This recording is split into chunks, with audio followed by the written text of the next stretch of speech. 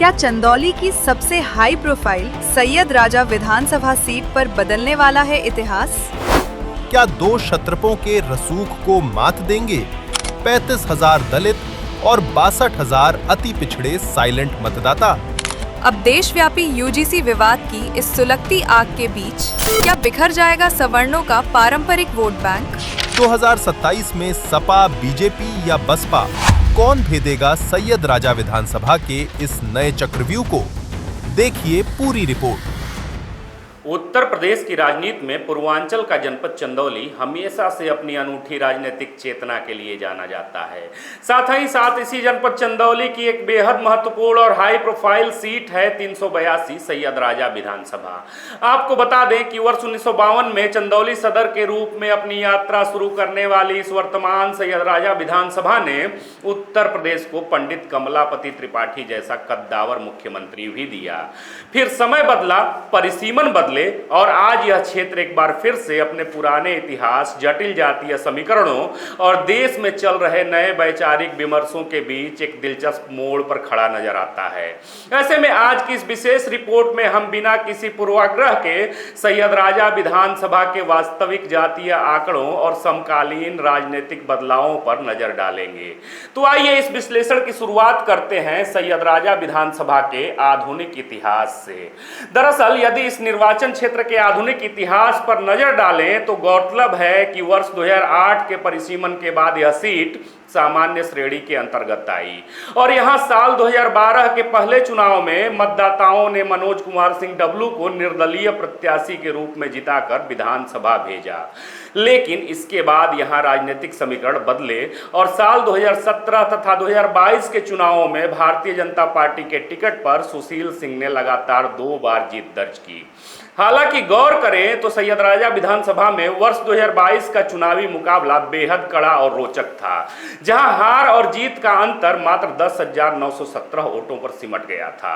अर्थात अब यूं कहें तो जीत हार का यह छोटा अंतर इस बात का स्पष्ट संकेत है कि यहां के मतदाता किसी भी पार्टी के लिए एक तरफा ढर्रे पर नहीं चलते, बल्कि हर चुनाव में परिस्थितियों का बारीकी से आकलन करते हैं, फिर मतदान करते हैं।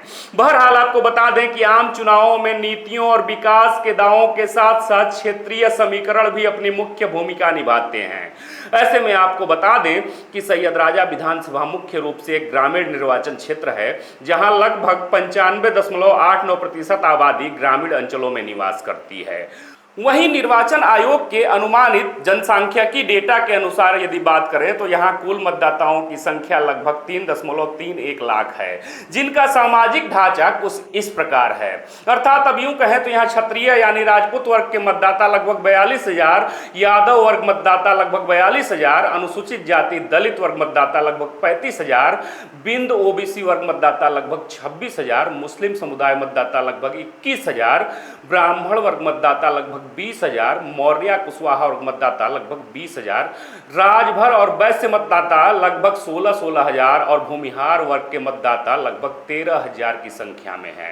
ऐसे में आंकड़ों का यह संतुलन दिखाता है, प्रदर्शित करता है कि यहाँ दो सबसे बड़े सामाजिक समूहों राजपूत और यादवों की हिस्सेदारी लगभग बराबर है। अर्थात अब यूं कहें तो सवर्ण समाज और अन्य गठबंधनों के पारंपरिक रुझानों के बाद यहाँ चुनाव का अंतिम परिणाम काफी हद तक अनुसूचित जाति और अति पिछड़े वर्ग ओबीसी जैसे साइलेंट मतदाताओं के निर्णय पर निर्भर करता है, जो आखिरी दौर में अपनी प्राथमिकताओं से हवा का रुख बदल देते हैं, चुनाव का माहौल बदल देते हैं।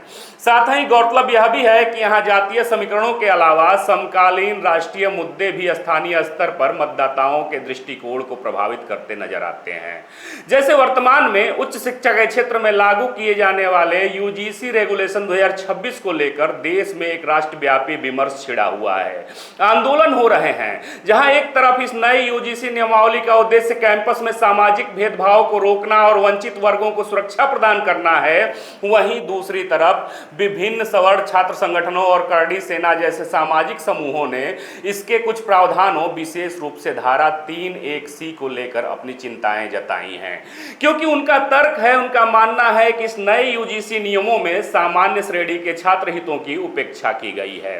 हालांकि इस संवेदनशीलता को देखते हुए सर्वोच्च न्यायालय ने इन नियमों पर अंतरिम रोक यानी स्टे जरूर लगाया है, लेकिन इसके बावजूद भी यूजीसी को लेकर सवर्ण संगठनों द्वारा की जा रही मांग और प्रदर्शनों का असर सैयदराजा विधानसभा जैसे सवर्ण बहुल क्षेत्र के युवा मतदाताओं के बीच भी देखने को मिल रहा है, क्योंकि अब युवा वर्ग पारंपरिक पार्टी प्राथमिकताओं से ऊपर उठकर अलग हटकर नीतियों, रोजगार और मेरिट के आधार पर राजनीतिक विमर्श की दिशा देने की वकालत कर रहे हैं, जिसका नतीजा यह है कि अब सैयदराजा विधानसभा में भारतीय जनता पार्टी जहां मुख्यमंत्री योगी आदित्यनाथ के कार्यों और उनके नाम के सहारे डैमेज कंट्रोल करने के मूड में नजर आ रही, वहीं समाजवादी पार्टी या मुख्य विपक्षी दल के रूप में अपने पारंपरिक पीडीए में सवर्णों विशेषकर ब्राह्मण मतदाताओं को लुभाने की फिराक में है। साथ ही साथ स्थानीय स्तर पर मजबूत पकड़ रखने वाले मनोज सिंह डब्लू के माध्यम से युवा विमर्श और स्थानीय जन समस्याओं को लगातार उठाकर अपने जनाधार को अत्यधिक विस्तार देने का प्रयास भी कर रही है। वहीं इसी कड़ी में बहुजन समाज पार्टी यानी मायावती भी पीछे नहीं है। अब बहुजन समाज पार्टी भी अपने सर्वजन हिताय के पुराने फॉर्मूले को जिंदा करने की फिराक में है।